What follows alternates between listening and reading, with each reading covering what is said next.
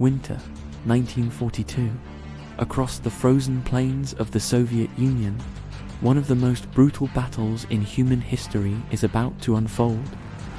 The city of Stalingrad, once a thriving industrial center along the Volga River, has become the focal point of a massive struggle between two of the most powerful armies in the world. German forces, confident after months of rapid victories across Europe, march toward the city, believing it will fall quickly. But Stalingrad will become something far more deadly than they imagined. What begins as a strategic offensive soon turns into a brutal fight for survival.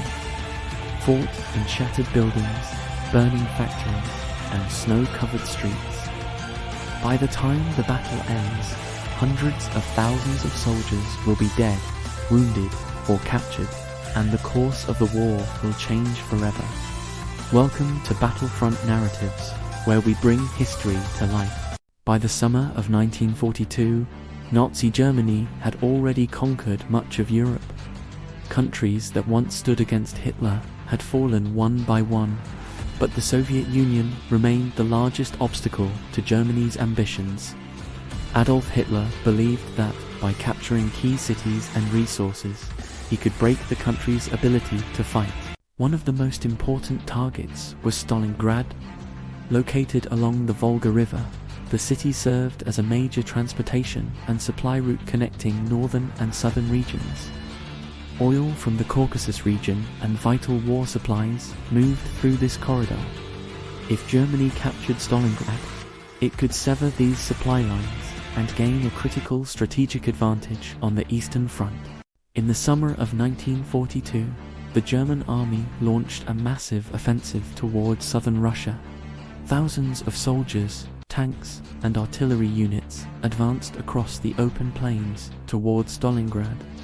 The German army had already demonstrated its deadly effectiveness through a strategy known as blitzkrieg, or lightning war. Rapid movement, coordinated air attacks, and powerful armored units allowed German forces to overwhelm their enemies quickly. At first, the advance towards Stalingrad seemed unstoppable. Soviet defenses were pushed back again and again as German units moved closer to the city. Many German commanders believed the battle would be over within weeks. On August 23, 1942, the German Air Force launched one of the most devastating bombing campaigns of the war. Hundreds of aircraft from the Luftwaffe flew over Stalingrad, dropping thousands of bombs onto the city below.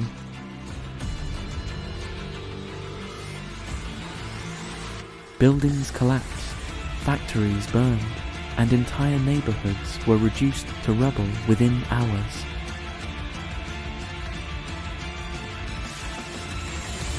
Civilians desperately searched for shelter as fires spread across the skyline.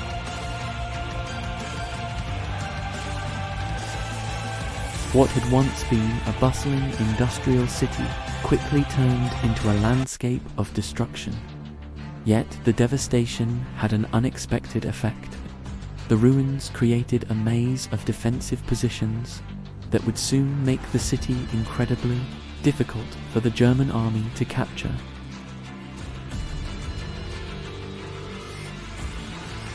The destruction of Stalingrad transformed the city into a haunting fortress of broken walls, collapsed roofs, and shattered factories. The landscape was no longer a map, but a labyrinth of debris. Soviet defenders used every piece of rubble to their advantage. Snipers hid deep inside the hollow shells of damaged buildings, waiting in silence for the perfect moment to strike. Meanwhile, infantry units set up machine gun positions among the ruins, turning every cellar into a lethal defensive nest. German soldiers quickly discovered that fighting in the city would be far different from the open battles they had fought before. Powerful panzers struggled to move through the debris-filled streets, their mechanized superiority neutralized by the heaps of iron and stone. Every dark corner, every shattered window, and every pile of brick could hide an enemy soldier waiting in ambush. The battle for Stalingrad became a slow and brutal struggle for control of individual rooms and hallways. Victory was no longer measured in miles, but in meters gained within a single building. In the heart of the ruins, the Soviet spirit held firm, turning the city's destruction into its ultimate defense. The battle soon turned into one of the most intense examples of urban warfare in history. German soldiers referred to the fighting as Rattenkrieg, or Rat War, because of the way troops moved through tunnels, basements, and shattered corridors like rats in a maze. Every building became a battlefield. Soldiers fought for control of staircases, hallways, and even individual rooms. Sometimes the front line between the two armies existed within the same building, with Soviet troops on one floor and German troops on another. The fighting was relentless, and casualties mounted rapidly on both sides. By November 1942, the tide was turning.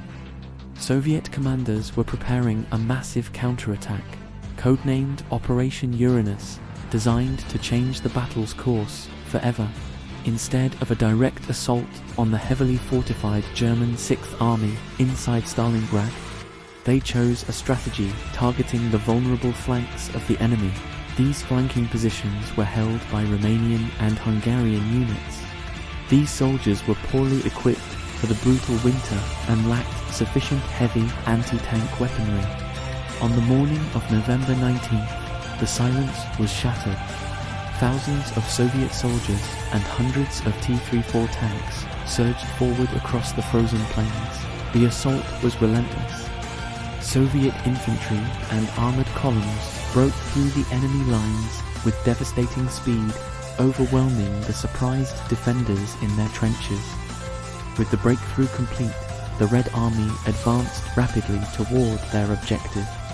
The massive encirclement of the Axis forces had officially begun. As winter tightened its grip on the battlefield, conditions inside the trapped German army grew increasingly desperate. Temperatures dropped far below freezing, and soldiers struggled to survive in the brutal cold. Food supplies ran dangerously low, and ammunition became scarce. Many soldiers suffered from frostbite and disease while waiting for help that never came. The once powerful German 6th Army now faced a slow collapse under the combined pressure of Soviet attacks and the unforgiving winter.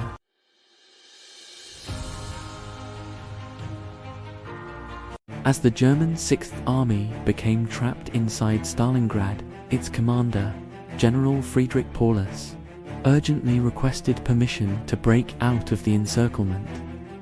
He knew that remaining in the city meant certain disaster. Supplies were running out, soldiers were freezing in the harsh winter, and Soviet forces were tightening their grip around the trapped army.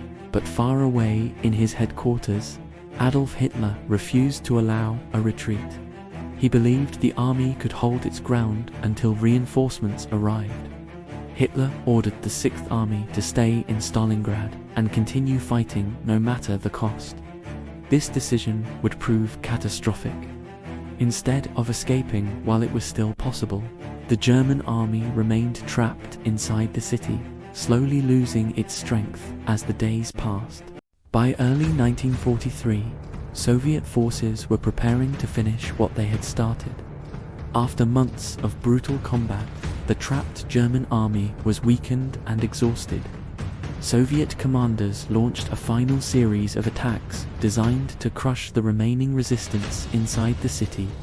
Tanks advanced through the ruined streets while infantry units moved building to building, clearing German defensive positions. Explosions echoed through the shattered factories and apartment blocks that had once defined Stalingrad's skyline.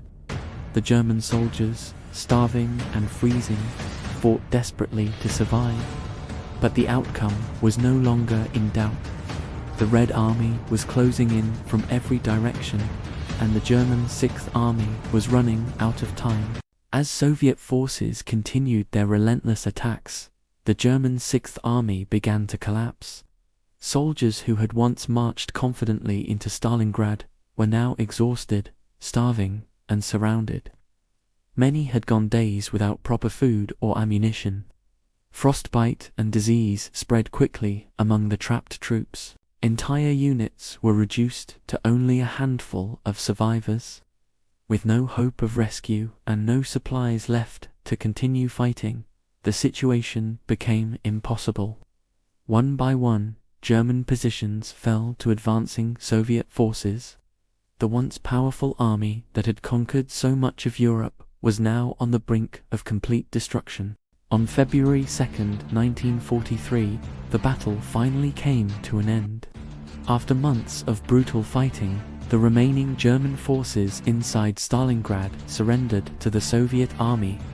General Friedrich Paulus, who had been promoted to Field Marshal only days earlier, became one of the highest-ranking German officers ever captured. The surrender marked a devastating defeat for Nazi Germany.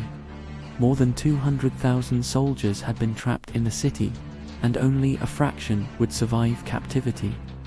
The destruction of the German Sixth Army shocked the world, and proved that the seemingly unstoppable German war machine could be defeated.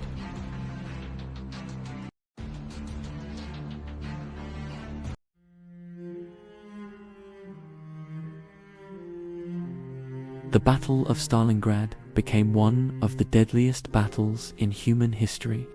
Millions of soldiers and civilians were killed, wounded, or captured during the fighting.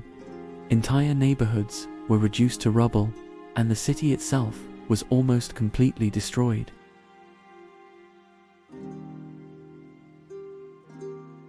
But the victory had enormous significance for the Soviet Union and the Allied forces.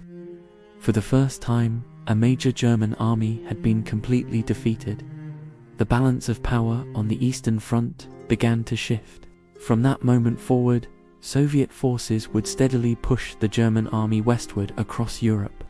Stalingrad had changed the course of World War II forever. For more historic battles brought to life through narration, hit subscribe button.